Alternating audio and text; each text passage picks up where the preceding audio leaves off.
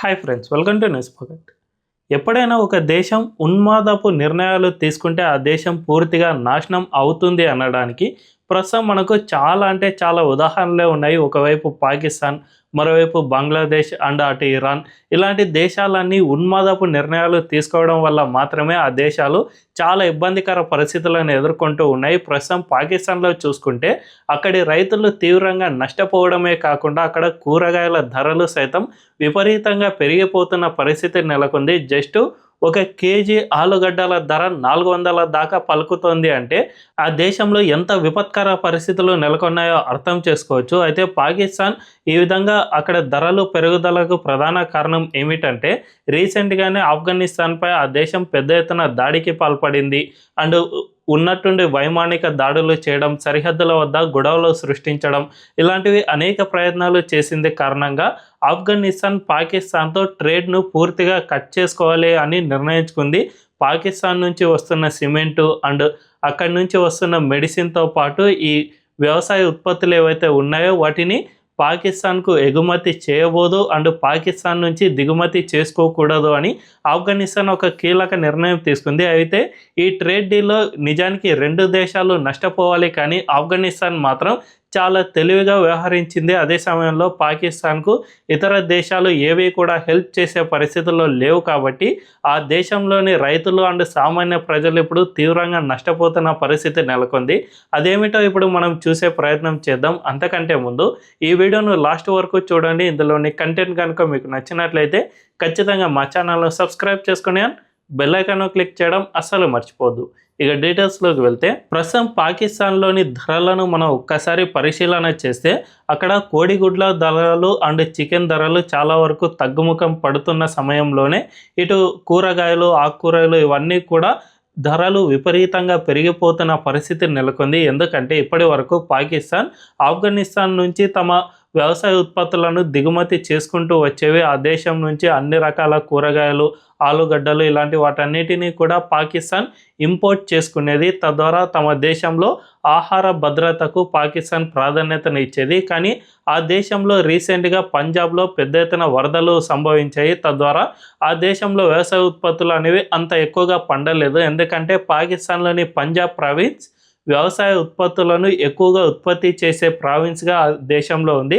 అలాంటి పంజాబ్లోని ఎక్కువగా ఈ వరదలు అనేవి సంభవించడం వల్ల ఎక్కువగా పంట అనేది పూర్తిగా దెబ్బతింది. తద్వారా ఇంపోర్ట్స్ పైన మరింత ఈ సంవత్సరం డిపెండ్ కావాల్సిన పరిస్థితి ఏర్పడింది. ఇదే సమయంలోనే పాకిస్తాన్ ఒక దుందుడుకు నిర్ణయం తీసుకుంది. ఆఫ్ఘనిస్తాన్తో పేచీ పెట్టుకోవడం, ఆ దేశంపై వైమానిక దాడులు చేయడం, ఇలాంటివి అనేక ప్రయత్నాలు చేసింది. తద్వారా ఆఫ్ఘనిస్తాన్ తాలిబాన్లు సరైన సమయంలో సరైన నిర్ణయమే తీసుకున్నారు. ఆ దేశానికి ఇక వ్యవసాయ ఉత్పత్తులను పూర్తిగా కట్ చేయాలి అని నిర్ణయించుకోవడంతో తమ దేశంలో పండే ఉత్పత్తులను ఇప్పుడు ఇతర దేశాలకు అంటే ఇరాన్ లేదంటే మన ఇండియా ఇలాంటి దేశాలకు ఎక్స్పోర్ట్ చేసే ప్రయత్నాలు చేస్తూ ఉన్నాయి. సో తద్వారా ఇప్పటి వరకు పాకిస్తాన్కి ఏవైతే కూరగాయలను ఎక్స్పోర్ట్ చేస్తుందో వాటన్నిటిని ఉన్నట్టుండి నిలిపివేయడంతో ఇప్పుడు పాకిస్తాన్లో కూరగాయల ధరలు విపరీతంగా పెరుగుతూ ఉన్నాయి. అదే సమయంలో పౌల్ట్రీ ఉత్పత్తులు ఏవైతే ఉంటాయో అంటే కోళ్ళు అండ్ ఈ ఎగ్స్ ఇవన్నీ కూడా పాకిస్తాన్లో ధరలు తగ్గుముఖం పడుతూ ఉన్నాయి. ఎందుకంటే ఇప్పటి వరకు పాకిస్తాన్ వీటన్నిటిని ఆఫ్ఘనిస్తాన్కు ఎక్స్పోర్ట్ చేసేది కాబట్టి ఇప్పుడు ఆ ఎక్స్పోర్ట్ చేసే పరిస్థితి లేకపోవడంతో ధరలు చాలా వరకు డౌన్ అవుతూ వస్తూ ఉన్నాయి. ఒకవైపు పౌల్ట్రీ ఫార్మ్స్ పూర్తిగా నష్టపోవడమే కాకుండా మరోవైపు ఆ దేశంలో తినడానికి తిండికి సైతం ఇప్పటికే పూర్తి ఆర్థిక మాంద్యంలో చిక్కుకున్న పాకిస్తాన్లో ఈ ధరల పెరుగుదల మరింత దెబ్బతీసే ప్రయత్నమే చేస్తుంది. అంతేకాకుండా ముఖ్యంగా పాకిస్తాన్లో ఈ క్యాలీఫ్లవర్ ఎవరైతే పండిస్తూ ఉంటారో ఈ పండిస్తున్న ఫార్మర్స్కు సంబంధించిన కొన్ని వీడియోలు అనేవి ఇప్పుడు విపరీతంగా వైరల్ అవుతూ ఉన్నాయి.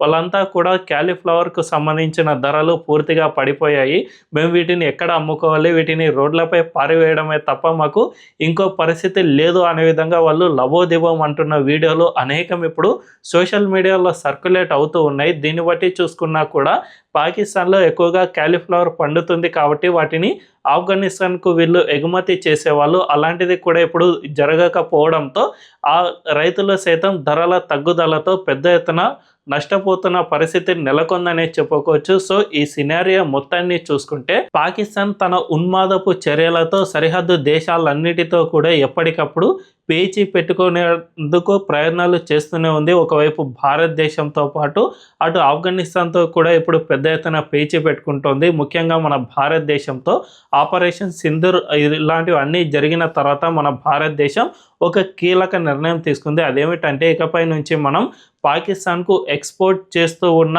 ఈ మెడిసిన్స్ ఏవైతే ఉన్నాయో వాటన్నిటిని కూడా పూర్తిగా కట్ చేసేసాం. అంతేకాకుండా పాకిస్తాన్‌కు అండ్ మన ఇండియాకు మధ్య అక్కడక్కడ చిన్న చిన్న ట్రేడింగ్ అనేది జరుగుతూ ఉండేది.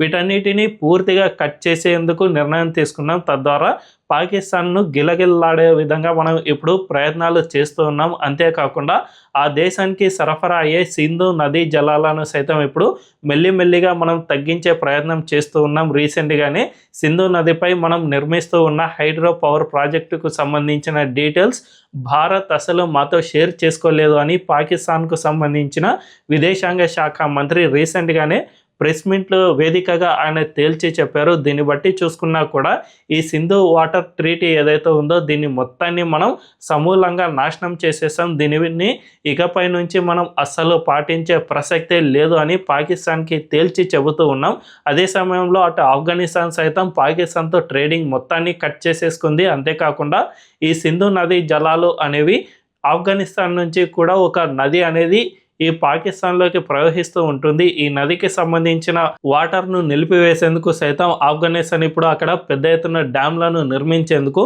నిర్ణయం తీసుకుంది. దీన్ని బట్టి చూసుకుంటే పాకిస్తాన్ పదే పదే తన సరిహద్దు దేశాల్లో గొడవలు సృష్టించేందుకు అండ్ సరిహద్దు వివాదాలు సృష్టించేందుకు ప్రయత్నాలు చేస్తున్న కొద్దీ చివరిగా ఆ దేశమే నష్టపోతుంది అని మనం స్పష్టంగా అర్థం చేసుకోవాల్సిన అవసరం ఎంతైనా ఉంది. నిజానికి మన భారతదేశం లాంటి మంచి దేశం ప్రపంచంలో ఎక్కడా లేదు. మనతో కనుక సరిగ్గా సత్సంబంధాలను నెరిపినట్లయితే ఖచ్చితంగా పాకిస్తాన్ సైతం ఆర్థికంగా వృద్ధి చెందేందుకు చాలా అంటే చాలా ఉపయోగపడుతుంది. కానీ ఆ దేశంలోని ఉగ్రవాదమే పాకిస్తాన్ అభివృద్ధికి పూర్తిగా అడ్డుపడుతూ వస్తున్న పరిస్థితి మనం చూస్తూనే ఉన్నాం. ఎప్పుడు పాకిస్తాన్తో మనకు కొద్దిగా దగ్గరి సంబంధాలు వచ్చాయి అని తెలిసినా కూడా ఉగ్రవాద దాడులు జరగడం అండ్ మన భారత ప్రధాని నరేంద్ర మోదీ పాకిస్తాన్ ప్రధాని షాబాజ్ షరీఫ్ను కలవడానికి వెళ్ళినప్పుడు కూడా మన దేశంలో వీళ్ళు ఉగ్రవాద దాడికి పాల్పడ్డారు. దీన్ని బట్టే మనకు పాకిస్తాన్కు ఎన్ని మేలు చేసినా ఎంత మంచి చేసినా కూడా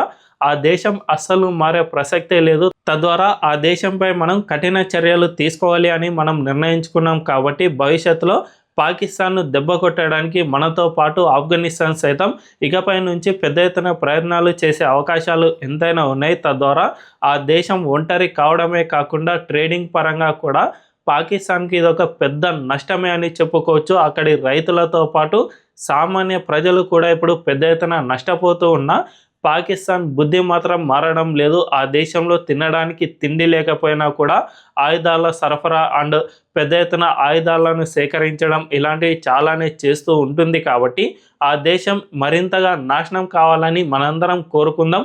భవిష్యత్తులో పూర్తిగా నాశనమైన తర్వాత అయినా ఆ దేశానికి బుద్ధి వస్తుందా, లేకపోతే పాకిస్తాన్ ఇదే విధంగా ఆర్థిక పతనం చెంది ఆ దేశం మరిన్ని ముక్కలు కాబోతోందా అనే విషయం తెలియాలంటే వేచి చూడాల్సిందే. ఒకవేళ భవిష్యత్తులో కనుక పాకిస్తాన్ ముక్కలైతే అందులో భారత్ అండ్ ఆఫ్ఘనిస్తాన్లోని తాలిబాన్ల పాత్ర మాత్రం మరవలేనిదనే చెప్పుకోవచ్చు. మరి ఈ వీడియోపై మీ అభిప్రాయం ఏంటో కామెంట్ల రూపంలో తెలియజేయండి. అండ్ ఈ వీడియో కనుక మీకు నచ్చినట్లయితే ఖచ్చితంగా మా ఛానల్ను సబ్స్క్రైబ్ చేసుకోండి అండ్ బెల్ ఐకాన్ను క్లిక్ చేయడం అస్సలు మర్చిపోవద్దు. Thank you.